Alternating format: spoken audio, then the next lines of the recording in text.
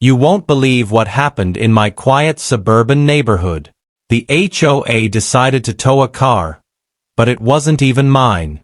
I watched in disbelief as the tow truck rolled up, hooking the wrong vehicle, while HOA board members nervously gestured from the sidewalk.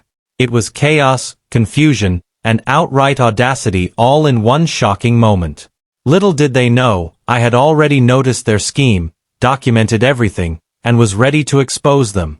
By the time they realized their mistake, it was too late. The tables had turned completely. The morning began with a metallic scraping sound that sliced through the quiet neighborhood like a warning siren. It rattled my window glass and dragged me out of sleep in a state of confusion. At first, I assumed it was more pointless construction ordered by the HOA, the same HOA that believed repainting already perfect fences was somehow a priority. But the sound came again, longer this time, and far more aggressive. It was the kind of noise that made the skin prickle before the brain even understood why. Something was wrong. Something was happening outside, and it felt personal. I got out of bed quickly, grabbed the nearest hoodie, and walked to the window with the slow, uneasy caution of someone bracing for bad news. The street outside was still dim with early morning light, the air unmoving, the neighborhood asleep. But a tow truck stood right in front of my driveway, its engine rumbling like a giant clearing its throat. Its metal arms lowered toward the car parked in front of my home, and two workers moved with mechanical precision as they prepared to lift it. The scene looked so unreal at first that my mind refused to process it fully. Tow trucks didn't just show up out of nowhere. Not at 6 in the morning. Not without warning. Not without reason. I rushed downstairs, feeling each heartbeat echo through my chest. By the time I stepped out the front door, the HOA president was already there, standing with the stiff, self-important posture she always carried. She watched the tow operation with satisfaction, as if witnessing justice unfold. Her presence alone confirmed that this situation wasn't an accident. It was intentional, planned, and approved.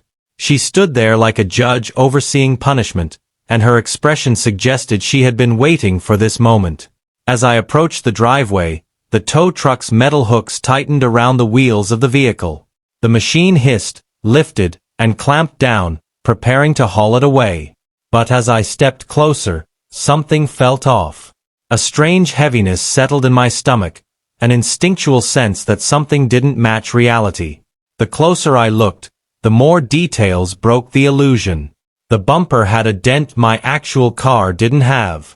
The rear window had an old parking sticker from another city that I had never visited with my vehicle. Even the paint looked slightly duller, as if the car had lived a harder life than mine ever had. It resembled my car, but it wasn't mine. The realization hit like a cold wave. Someone had parked a nearly identical vehicle in my driveway during the night. Someone had set up this situation deliberately. The HOA had acted on a false assumption, or perhaps had been fed false information. And now a car that didn't even belong to me was being taken away under my name, with my address, from my driveway. The layers of confusion piled up quickly. Why would someone do this? How had the HOA reacted so fast? Why were they so eager to remove it without double-checking anything? The tow truck continued its work without hesitation, lifting the front of the vehicle higher. Hydraulic machinery groaned under the weight, and the morning air filled with the heavy tension of an unfolding mistake. I tried to mentally trace the events that could have led to this. I had parked my own car in the garage last night. I remembered locking it, plugging in my charger, and checking the side mirror before heading inside. Everything had been normal. Nothing hinted at a setup. Yet here I was, staring at a stranger's car being taken away, while the HOA acted as if it belonged to me. I took another slow step forward, letting every detail sink into memory. The tires were a different brand than mine. The side trim had scratches on both doors. Even the windshield wipers were mismatched. The longer I looked, the more obvious the differences became.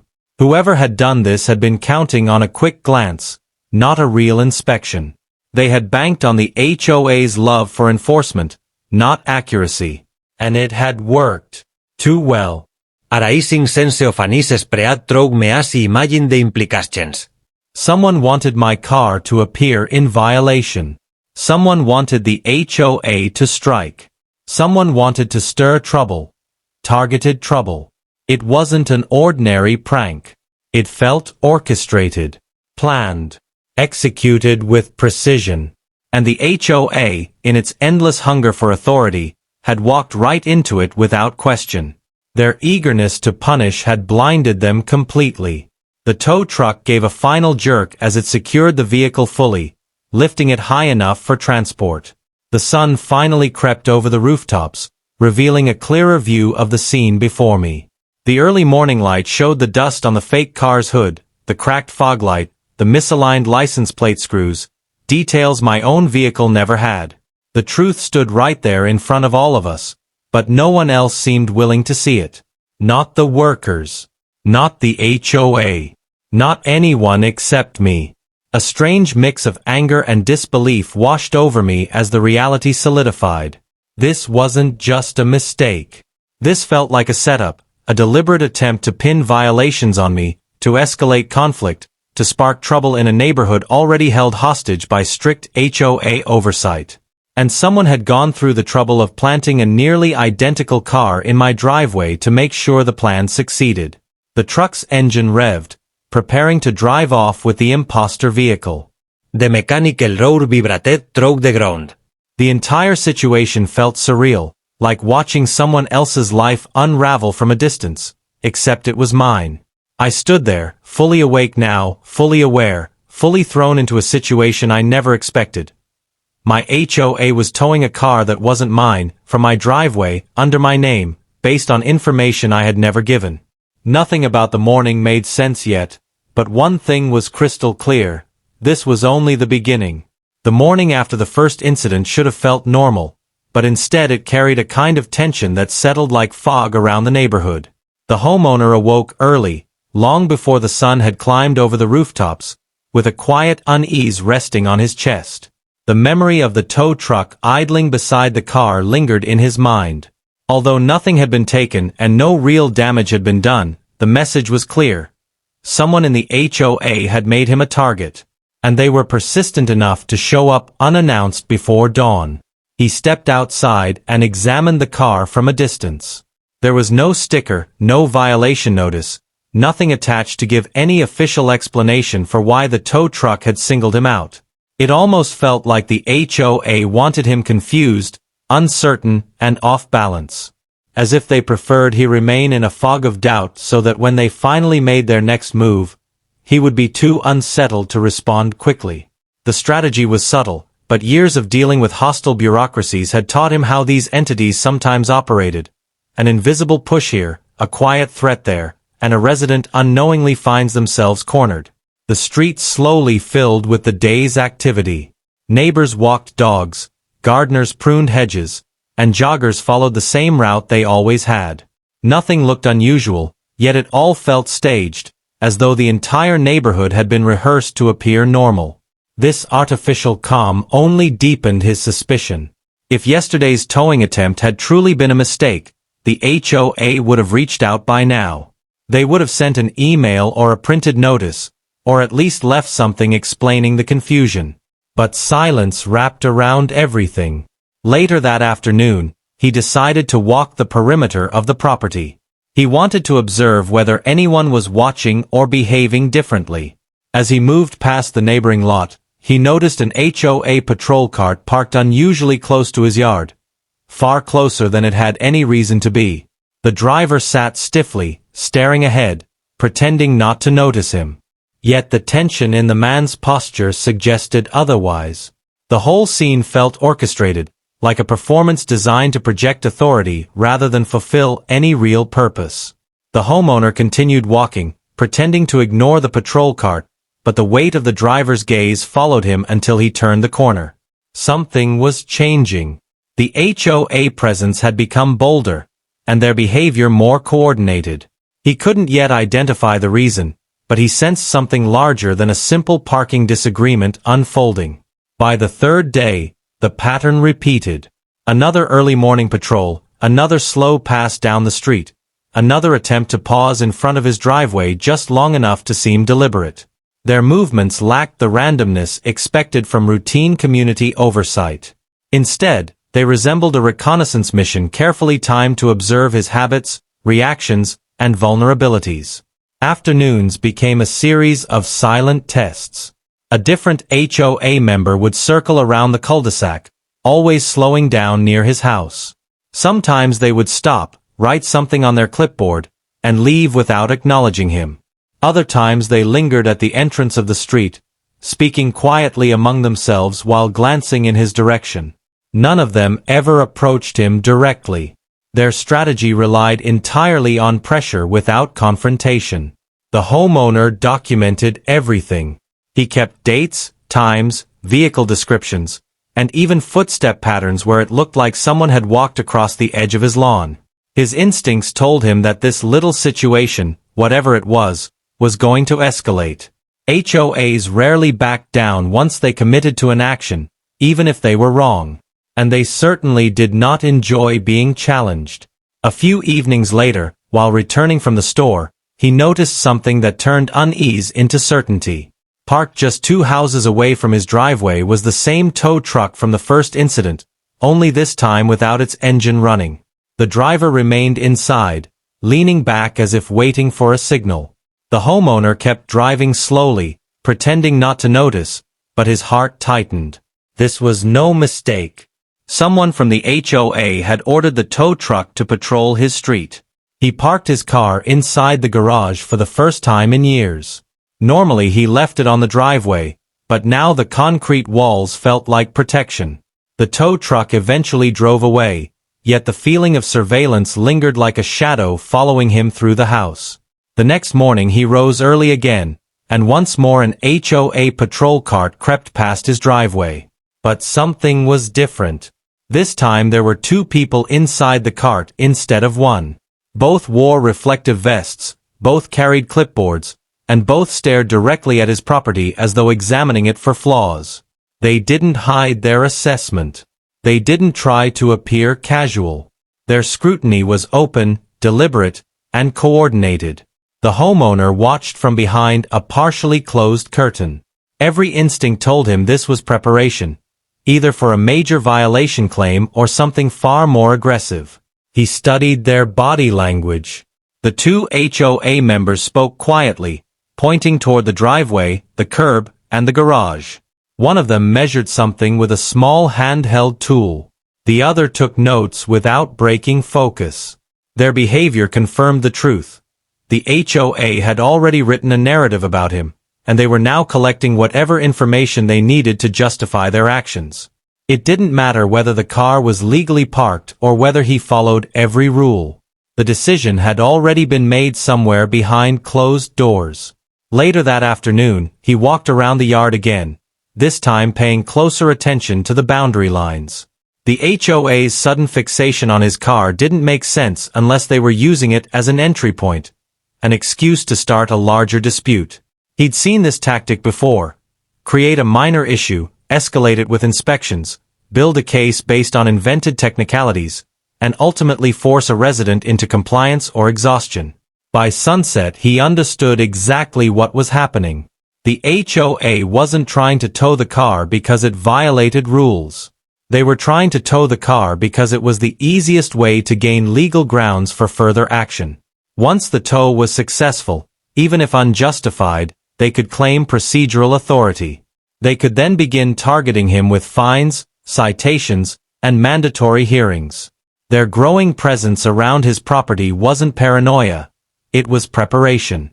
Night fell quietly, but the tension remained heavy. He sat at his desk, reviewing his notes, creating a timeline, and preparing for whatever the HOA planned next. Something was coming, and soon. The pattern was too deliberate, too orchestrated to be coincidence. He wasn't just dealing with an overzealous HOA. He was dealing with an HOA preparing for war. The third week of strange HOA behavior began with an unexpected silence. There were no early morning patrol carts, no circling trucks, no quiet observers parked across the street. Instead, the neighborhood seemed almost unnervingly calm, as if the entire community had collectively inhaled and held its breath. The sudden absence of surveillance was not comforting. It felt like the pause before a storm. The homeowner moved through his morning routine with caution, checking the windows more often than usual. He stepped into the driveway and scanned the street, expecting at any moment to see the same tow truck from earlier days. But instead of the familiar worn-out vehicle, he saw something unfamiliar parked directly across from his house. A car he had never seen before. It was positioned deliberately, angled in a way that offered a complete view of his driveway, his garage, and the path leading up to his door. The car was spotless. Far too spotless for a vehicle parked on the street. The windows were tinted just enough to conceal the driver but not so dark as to violate vehicle codes. There were no visible scratches, dents, or marks. Everything about the car suggested intentional placement. It didn't belong to any neighbor he recognized, and its presence sent a ripple of unease through him. All morning, the car remained perfectly still, unmoving, almost statuesque. The homeowner tried going about his tasks inside the house, but every time he passed by a window, the car was still there, watching, waiting. Not once did he see the door open or the engine turn on. It was as though it had been positioned by invisible hands. By noon, the car hadn't budged, and its unwavering presence began to gnaw at him. The HOA had escalated their behavior slowly over time, but this was different. This wasn't a patrol, or an inspection, or a casual observation. This felt like surveillance. Not just monitoring. Targeted watching. He walked through the house again, mentally retracing the last few weeks. Everything had escalated since the attempted towing of the car that wasn't even his, but now the HOA appeared to be involving something, or someone new. The physical patrols, the tow truck, the clipboards, the quiet coordinated movements, those had a bureaucratic signature. But this silent car felt like a private-level effort. Something outside the normal authority of an HOA. Late afternoon sunlight filtered through the blinds, casting long stripes across the floor. The homeowner watched as the shadow of the mysterious car stretched and shifted. Still no movement. Not a sound. It reminded him of a scene from a crime documentary where a suspect's home was placed under quiet surveillance before authorities made their move. An uncomfortable thought crept into his mind. What if this wasn't the HOA at all? What if someone else had joined the equation? But the idea dissipated quickly. The HOA was the only entity with motive, or at least, the only visible one. Their anger toward him, whatever the reason, had been steadily building. It was far more likely they had hired someone or collaborated with an external company in an attempt to gather evidence for their case.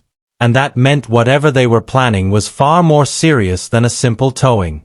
As evening approached, the street began to change. Neighbors returned home from work, filling the driveways and sidewalks with movement. Kids rode bikes in narrow circles, and dogs tugged at leashes as people walked past the quiet parked car without seeming to notice anything strange about it. But the homeowner noticed. He couldn't unsee it. The car blended into the environment only because no one else had reason to question it. The moment the sun dipped below the tree line, the car's headlights flickered on, though dimly, almost subtly. Not bright enough to illuminate anything, but barely bright enough to indicate life. It was the first movement he'd seen all day, and the message was unmistakable. Someone was inside, and they wanted him to know it. Night deepened, and the quiet street transformed.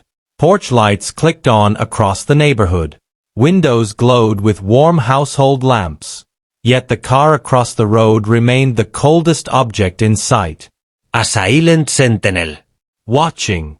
The homeowner retreated into the house, but the car lingered in his thoughts like an unanswered question. Hours later, near midnight, he glanced outside once more, and that's when he noticed something new. A second car had joined the first one. This one parked further down the street but angled similarly, giving it a full view of the side of the house.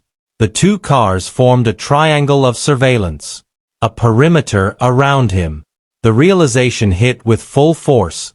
This was not passive monitoring. This was active containment.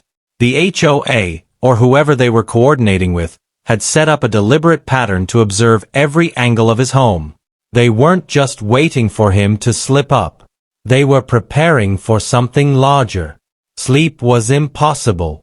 He paced the living room, mentally cataloging every step the HOA had taken. Their behavior seemed irrational on the surface, but there was a method to the madness. They weren't simply overreacting. They were positioning themselves. They had an objective. And the mysterious car across the street was evidence that the next phase of that objective had already begun. By dawn, something even more unsettling occurred. The first car had vanished without a sound, replaced by a completely different one. Different model, different color, but positioned identically. The switch was seamless. The second car also had a new occupant, though the angle made their features impossible to see. The pattern was clear. Shifts, rotations, constant coverage, zero gaps. The homeowner stepped outside and pretended to retrieve the morning paper. Even though he avoided looking directly at them, he could feel the weight of their attention pressing against his skin like humidity. It was a sensation humans were wired to detect, a primal awareness of being watched. The unsettling truth settled deep within him.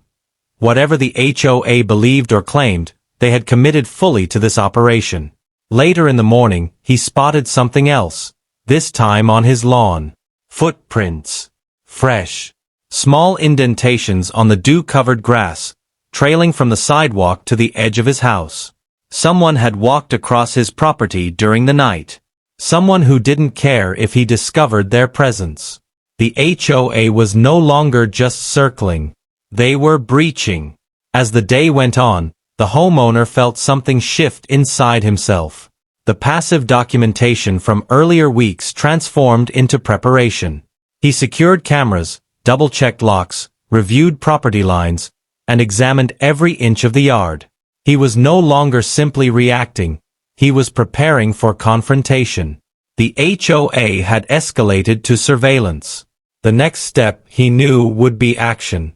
And whatever move they were planning, they believed he couldn't stop it. But they were wrong.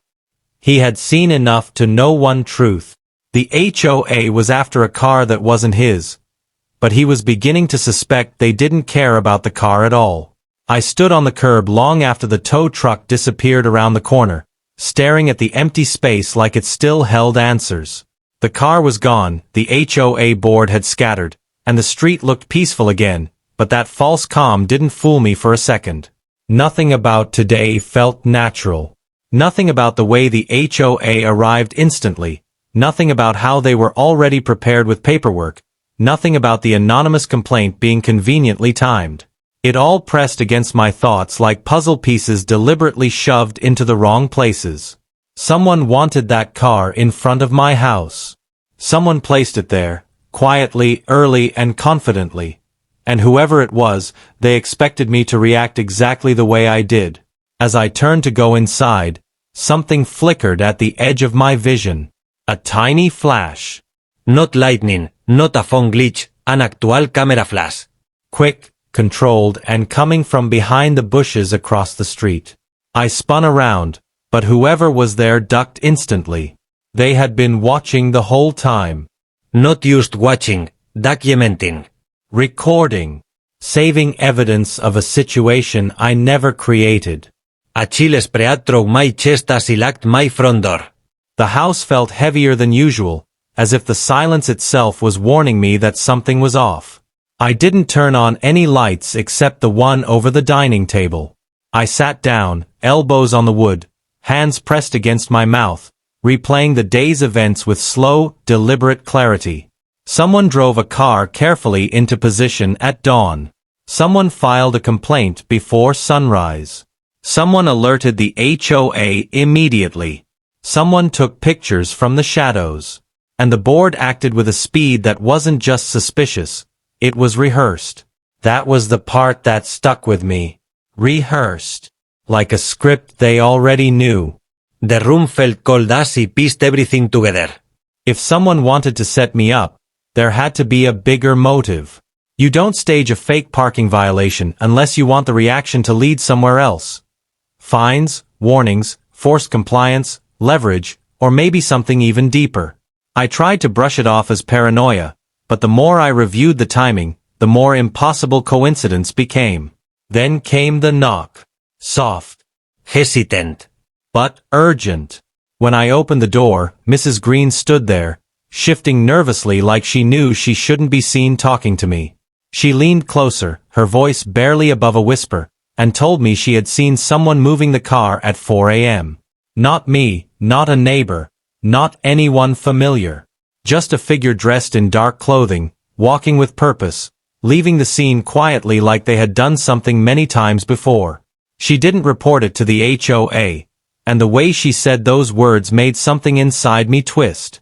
She wasn't afraid of the mystery person. She was afraid of the board. When she left, the weight of everything settled over me all at once. This wasn't about a misplaced car. It was about control. The HOA had been tightening rules lately, becoming more aggressive, more invasive, more comfortable using fines as weapons. And I had been one of the loudest voices questioning their budgets, their decisions, their power grabs. If they wanted to silence someone, discredit someone, pressure someone, they would start with small traps. Setups. Manufactured violations. And what better way to justify future actions than making me look non-compliant from the start? The rest of the night crawled by with a kind of tension I couldn't shake. I checked the windows. I checked the porch. I checked the street. Every passing headlight made me stiffen. I wasn't scared. I was calculating. Inutings verentedone. I knew this was only stage one of whatever game they were playing. But I also knew something else, something deeper. If someone was bold enough to plant a car and take pictures of me from the bushes, then whatever was coming next would be bigger. By midnight, I finally forced myself to sit on the couch. I didn't sleep. I just waited, listening to the faint hum of the refrigerator, the occasional passing car, the echo of my own thoughts circling around one central truth. Someone wanted to create a record of me breaking rules I never broke. They wanted paperwork. Documentation. A file. Something they could use later. And if that was true, then the car wasn't the real move. It was the opening move. Around 3 in the morning, I stepped outside again, needing air, needing clarity. The street was empty, washed in pale moonlight, but that eerie stillness made my skin crawl. I walked toward the spot where the car had been, crouched down, and scanned the pavement. At first, I didn't see anything. Then I noticed faint tire tracks, fresh, sharp, and pointed at a strange angle. Whoever parked the car didn't pull in casually. They aligned it perfectly, deliberately, like they wanted the photos to look clean and unquestionable. That was when I noticed something else. Right near the curb, partially pressed into the dirt, almost invisible, a small black rubber grip. Like the kind used on cheap flashlights. Or small handheld cameras. I picked it up and turned it over in my fingers. Whoever was watching me had dropped this in a hurry. And if they dropped a piece of their camera gear, that meant they were close enough to panic when I turned around earlier. That paranoia I tried to brush off? It was suddenly the most logical thing in the world. I slipped the grip into my pocket and walked back inside, my mind buzzing now, not with fear, but with focus. I wasn't the one being cornered. Not anymore. I finally had a thread to pull on. A mistake on their part. A clue. Whoever staged the car was sloppy enough to leave evidence. Which meant whoever was behind this wasn't invincible. They could be found. Tracked. Exposed. And I intended to do exactly that. Because if they wanted a war, they picked the wrong homeowner. The neighborhood looked normal again, but it only made the situation feel more surreal. Kids waited for the school bus. Sprinklers popped on across manicured lawns. Joggers passed by with earbuds in, oblivious to the trap that had been set on this same street only hours earlier. Everything looked peaceful, but I had learned enough to know that appearances meant nothing in an HOA-controlled community. I brewed coffee I didn't even taste, grabbed my notebook, and set myself on a single mission. Find whoever planted that car and why. I started documenting everything. Times, details, memories, interactions. Because if this situation escalated, I needed proof. HOA boards love paper trails. And now I was determined to create my own. By noon, I walked back outside and pretended to inspect my lawn, just so I could observe the neighborhood without drawing attention. That's when I noticed Mr. Riley, the HOA president, walking down the sidewalk with a clipboard tucked tight against his chest. He wasn't doing a casual stroll. He wasn't greeting anyone. He was moving house to house, stopping briefly, jotting things down, then moving again. Desame huella predator circles territory. He didn't see me at first. I stayed partially hidden behind my hedge, watching him scan every driveway like he was checking for something specific. When his eyes finally landed on me, he froze. Only for a second, but that second told me more than I expected. It was the look of someone who didn't expect their plan to face resistance. Someone who thought I'd roll over, accept the violation, pay the fine, and stay quiet. I didn't break eye contact. I let him be the first to look away. And he did. He scribbled something quickly, tapped his pen against the clipboard, and walked off without saying a single word. That told me everything. Riley wasn't just involved, he was nervous. Inside, the pieces started clicking into place. The HOA had recently announced a beautification upgrade, which sounded harmless on paper but always came with increased fees and tightened rules. Several homeowners had already complained that Riley and his board were pushing unnecessary enforcement to pad their budget. And I had spoken out against it at the last community meeting. This wasn't about a car. This was about shutting up someone who challenged them. By late afternoon, I decided to take a different approach. Instead of focusing on the HOA, I needed to identify the mysterious figure who parked the car at dawn. So I started walking the neighborhood, asking simple, harmless questions. Just a neighbor checking in. Most people didn't know anything. Some hadn't even noticed the car.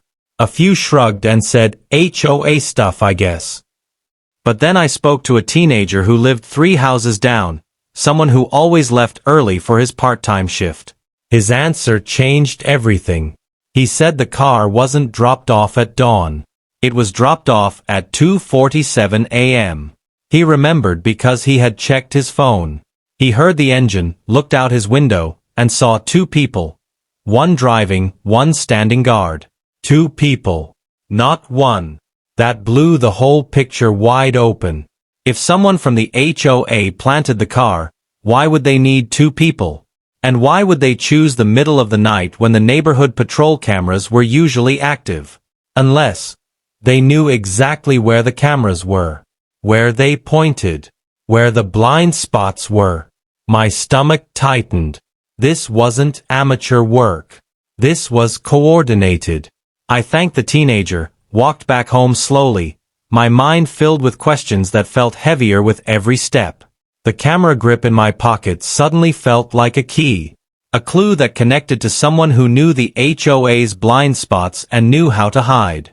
Someone who could stage events without being noticed. As I reached my house, I saw something taped to my door, an envelope. There was no name, no stamp, nothing but a single printed message inside. Stop asking questions. That was it. Not a threat, not a warning. A command. The kind people give when they think they own authority. The paper trembled slightly in my hand, but not because I was scared. He was furious. Whoever planted that car was now watching me closely enough to know I had been asking around. They wanted me quiet. They wanted me compliant. But they just confirmed exactly what I suspected. I wasn't imagining the setup. It was real. Organized. Planned. I stepped inside and shut the door gently, not slamming it, not reacting the way they expected. I sat down, placed the envelope on the table beside the camera grip, and stared at both pieces of evidence. Someone powerful in this neighborhood wanted leverage over me. But the more pressure they applied, the more mistakes they made. Small slips, rushed movements, dropped gear, anonymous letters. People who are certain they're in control don't make mistakes. But people who are afraid do. As evening fell, I walked to my backyard, sat on the patio, and watched the sun sink behind the houses.